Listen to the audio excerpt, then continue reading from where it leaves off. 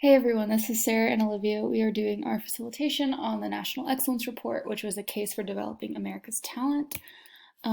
First thing we're going to do is we're going to be getting into an overview of current issues in education, especially as they pertain to gifted students, and just kind of looking at how we educate our top students. This article came out in 1993, which was 20 years after the first report had come out, and so there were obviously a lot of strides being made in public awareness about gifted education during this time. And then again, there's been a lot of strides in public awareness around gifted education between 1993 and today. So as we're going through this, be thinking about that and the changes that you see in attitudes, curriculum, anything like that. So something else is that the problem of underserved gifted and talented students is particularly severe among minority students or those who are economically disadvantaged, which we've looked at before. And so we want you guys to be thinking about if you still see that today, because again, this was in 93. Attitudes towards gifted education plays a huge role in how our students perform. So something that this article talks about is that American students are overall less prepared than their international counterparts. And this is because Americans typically like to celebrate achievement and success, but they don't really value the work and talent it takes to get there. So students aren't necessarily challenged or asked to master challenging knowledge or skills or work hard. The value is placed on the end product rather than the process. And then as far as challenging gifted students, most gifted students aren't challenged as much as they need to be, and they don't necessarily receive enough attention or accommodation in regards to their special learning needs, because gifted education is a type of special education, but most or a lot of school systems don't make those accommodations. And so these students are under challenged, therefore they underachieve. So the article calls it a quiet crisis in educating talented students, and there's a huge discrepancy between student potential and achievement. And there are a lot of kind of indicators of this so-called crisis. So multiple assessments have corroborated the notion that gifted and talented students do not learn as much as they could or achieve as much as they could. There's the National Assessment of Education Progress, there's the SAT, and there's also tests of international comparison, which we'll get to in a second. But basically, they all suggest that currently the curriculum that is offered to our students does not adequately prepare them to operate at advanced intellectual levels or sufficiently prepare them for college. Overall, American students score the lowest of any participating nation in terms of comparison, and just generally, they are not as prepared as they could be. And even our top performing students, so high ability seniors was designated as those in the top 25% of their school. Only half of those received their bachelor's within 7 years of graduating. And then of that, only 1 in 8 went on to graduate or professional school. And then going back to problems that minority students face, only up to 70% of high achieving Black students drop out of college at some point, which is a huge number. So when you do all of that math, it ends up to being a very small fraction of high achieving Black students who are going to college and finishing it and getting their bachelor's, and then even going on to graduate or professional school. So those tests of international comparison, they basically show that America's so-called top performing students are really average at best and poor at worst when they're compared to top students from other countries. So the data that we have here is ranking students from 13 different countries, and America only makes the top 10 in physics. The rest of them, they're either last, second to last, outside of the top 10. It just is not a good showcasing of our so-called top students.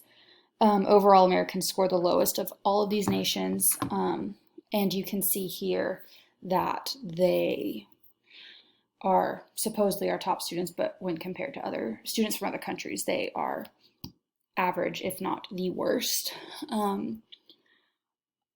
Also, something that the article talked about that was important is that American students have the same potential to achieve, they have the potential to achieve at these same levels, but they're not challenged to do so. They don't compete or achieve at comparable levels to their international counterparts. Um, so, as far as America's attitude towards gifted education or education just in general is they're pretty ambivalent.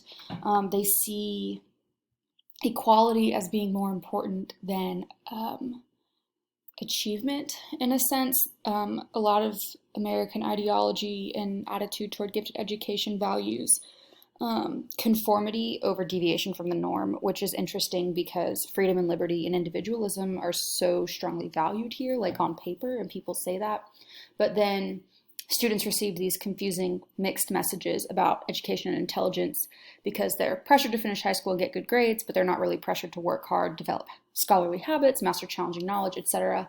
So there's not really those high expectations placed on them. It's kind of more of a checklist of these are things that you need to do. So back to they're pressured into being adequate over having excellence.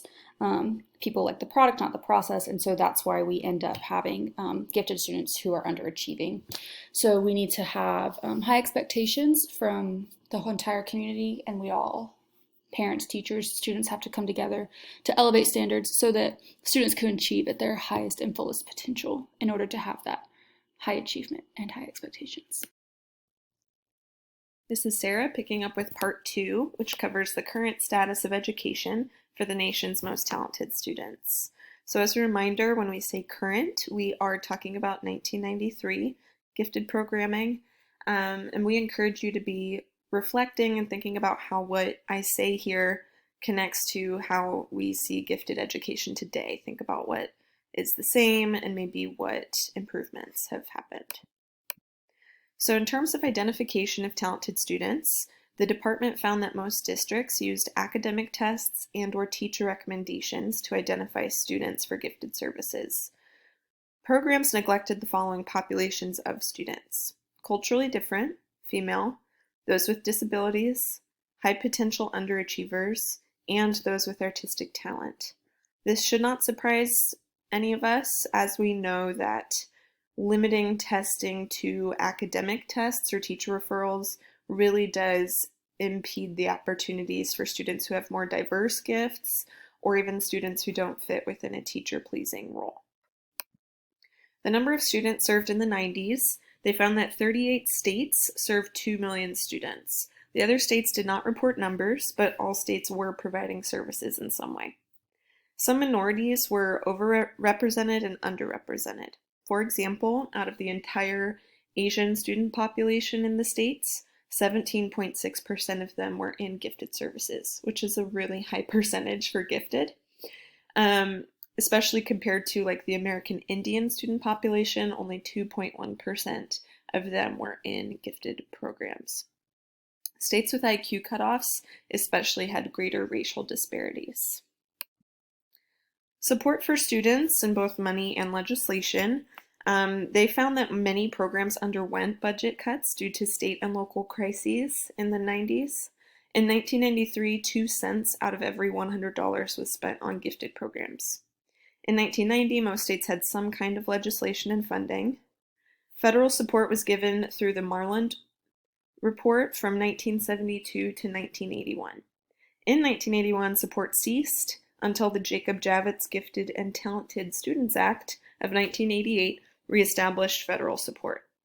At the time, in 1992, it received $10 million to help with grants, research, leadership activities, and especially focusing on low-income, diverse students. I thought it'd be interesting to see how the Javits Act has changed over time. So in 2006, it was receiving $9.6 million. This year, earlier, the administration proposed cutting the whole program, but several advocates fought for it, and now it is receiving $12 million. Programs and services for students. The department really looked at instruction going on inside schools. So in elementary schools, the regular curriculum didn't challenge gifted students, and most teachers did not differentiate to meet their students' needs. Most gifted students, they found, mastered half of the curriculum prior to instruction, and those whose experiences were compacted showed greater academic gains. 72% of gifted programs were pull-out once a week, and few advanced art services were available.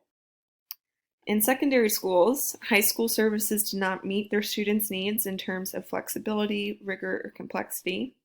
College prep work was not challenging enough. A lot of gifted students said they were studying less than 1 hour a day.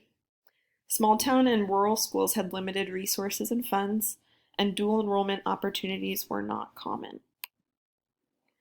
The department included some effective program models they thought more schools should look at. They really liked residential schools, summer programs like governor schools, and talent search academic programs. They said that these programs developed teaching strategies and interesting curriculum approaches for gifted ed. They also liked national programs like Future Problem Solving and Odyssey of the Mind, and they said that they'd promote and reward critical thinking and problem solving. So the department said there are some action items to improve gifted services. They said we need to expand effective programs and incorporate more advanced material into gen ed classrooms. They said we need to use more problem solving and analysis of real-world situations, identify students with a need for services, serve gifted and talented students holistically, and utilize flexible grouping within schools to best meet their needs and interests. Part 3 of the report talked about what they hoped for the future of education for the most talented students, and especially pulling from what they had in the past.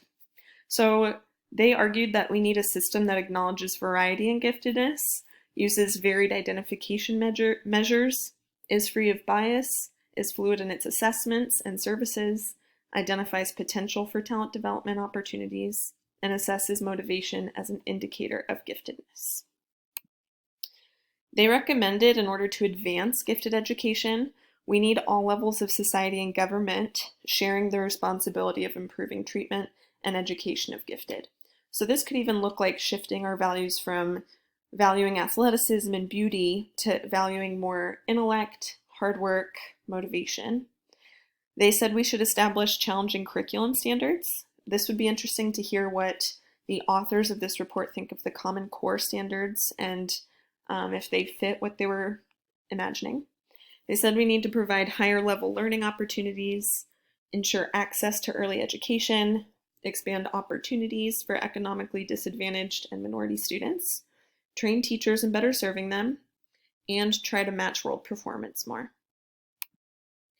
If you're interested in learning more about how gifted education has advanced since 1993, NAGC produced a really comprehensive review of policies and practices. It's called The State of the States in Gifted Ed. So I'm including the link in our presentation, and something you could consider is how does it compare to the results from the 1993 report and what changes have been made in the effort to increase multicultural gifted education. Our questions for discussion are going to be posted up on Blackboard, so you can feel free to respond as you will. And these are our references. Thank you for listening.